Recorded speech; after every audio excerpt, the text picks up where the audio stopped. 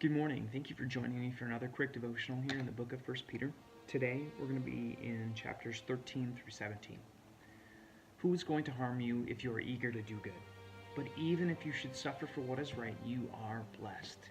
Do not fear their threats, do not be frightened, but in your hearts revere Christ as Lord. Always be prepared to give an answer to everyone who asks you to give a reason for the hope that you have. But do this with gentleness and respect, keeping a clear conscience, so that those who speak maliciously against your good behavior in Christ may be ashamed of their slander.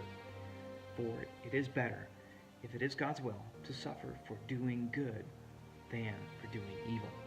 This is great. I love this. This is a verse that we teach our kids all the time, 1 Peter 3:15, right? So talking about having a reason for the hope that we have.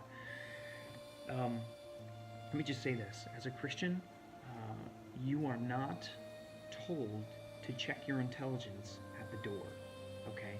God has given us evidence for the faith that we have, evidence for our own belief, and it's important. In fact, I would go a step further and say that it's obligatory for you to seek that evidence and seek those facts to support your faith.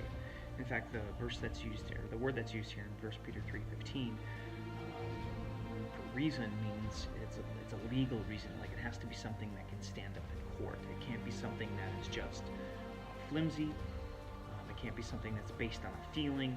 It has to be a reasoned argument and a reasoned statement of your faith. It says here, by doing this with gentleness and respect, sharing this with gentleness and respect, we're able to keep a clear conscience, so that when people speak evil or lie about us, they're ashamed when it is proved that we are being true, honest, and having integrity.